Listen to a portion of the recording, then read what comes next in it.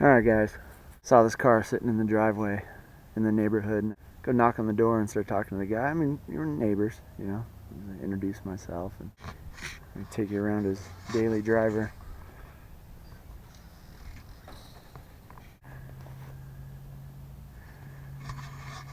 So you said this is a 66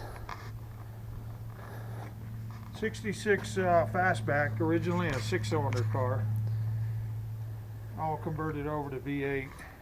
Nice. It originally had a 5-lug Maverick rear end in the back, but I didn't like it because it was a little too narrow. Made the stance look kind of goofy with the tires so inset.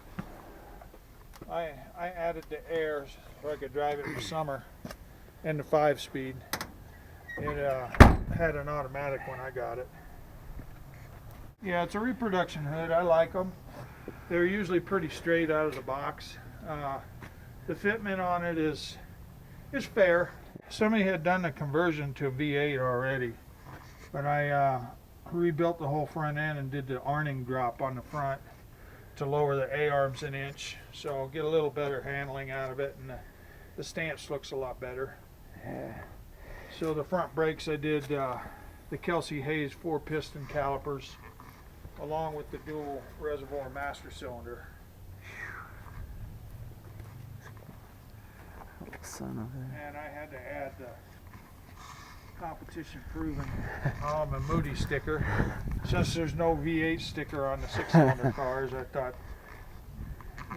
just a cool factor is all. So I've done a little bit of work to it. So I was thinking, why on earth would he park this outside? Until he invited me into the garage.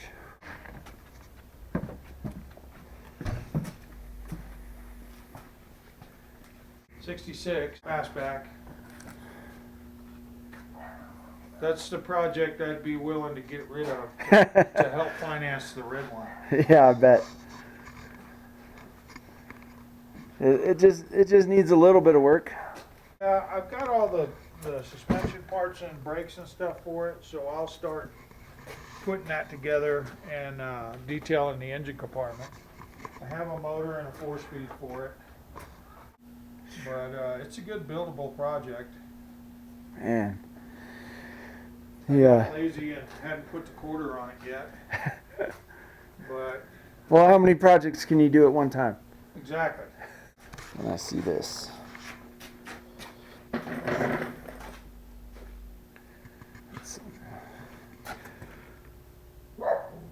Now this isn't an original.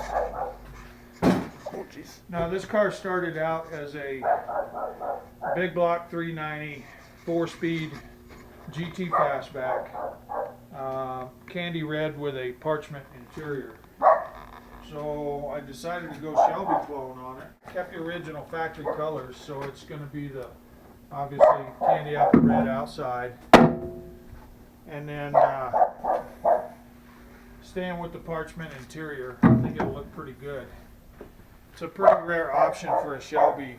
They didn't make many red ones, and they made fewer parchment interior ones, but since I got to build it the way I want it, yeah, I just do what I want.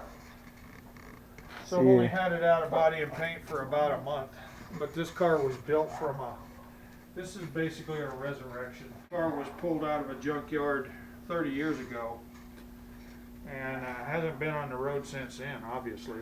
There's no interior yet. You have all the stuff, but nothing in it. Right. The engine in this, somebody had started a project on it many years ago and put a Mustang 2 front end under it and had this 460 built for it. So since the motor was there and the front end was already under it, I decided to go the same way.